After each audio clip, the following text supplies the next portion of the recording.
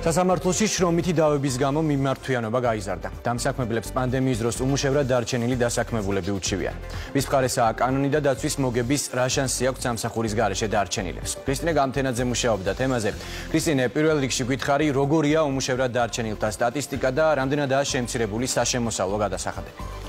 ნიკა 2020 წლის ივნისში 197 მილიონი ლარის საშემოსავლო გადასახადი შევიდა ბიუჯეტში, რაც გასული წლის ანალოგიურ პერიოდთან შედარებით 41.500.000 ლარით ნაკლებია. საშემოსავლო გადასახადის ასეთი მკვეთრი კლება, რა თქმა უნდა, ავტომატურად მიანიშნებს იმაზე, რომ გაცემული ხელფასების მოცულობა მნიშვნელოვნად არის შემცირებული.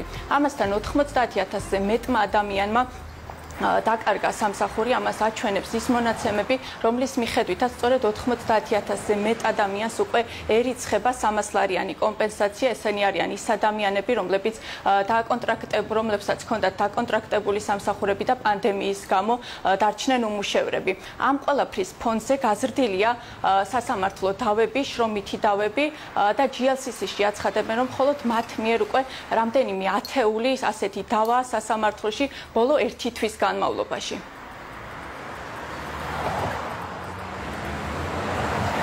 ხშირად ხდება აპელირება პანდემიაზე, მაშინ, როდესაც რეალურად გათავისუფლების საფუძველი არ არსებობდა. ჩვენ გვაქვს პირობით ათობით დავა და ეს მიმართვიანობა და ჩვენ სადმე მომართვიანობა დასაქმებულების იზრდება. კონსულტაციას უწევთ ყოველდღიურად დასაქმებულებს, რომლებიც თვლიან, რომ უკანონოდ იქნენ გათავისუფლებული. არის შემთხვევები, როდესაც არ მოხდა გათავისუფლება, თუმცა მოხდა ხელფასის საგრძნობლად შემცირება.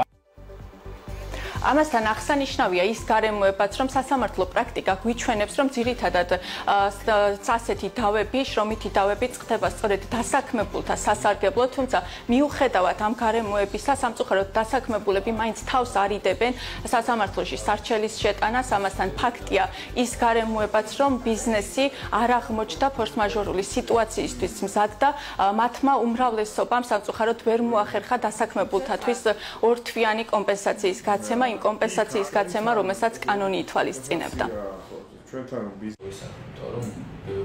დღევანდელი სასამართლო პრაქტიკა აშკარად დასაქმებულის ხარეს არის შედარებით. გაითვალისწინებს თუ არა სასამართლო პანდემიით გამოწვეულ სირთულეებს, რომელიც დაატყდა დამსაქმებელს თავს, რომელიც რეალურად დამატებითი პასუხისმგებლობა აღმოჩნდა დამსაქმებლისთვის, ცოტა რთული სათქმელია, იმიტომ რომ კანონიც პირდაპირ არ არეგულირებდა ესეთი ფორსმაჟორულ გარემოებას შრომით ურთიერთობებში. ამ კატეგორიის დავაზე ბაჟი არ არის მაღალი, არის 100 ლარი, ამიტომ ეს არ არის მოტივი დასაქმებულის მხრიდან შეიკავოს თავი სასამართლოსთან მიმართვის.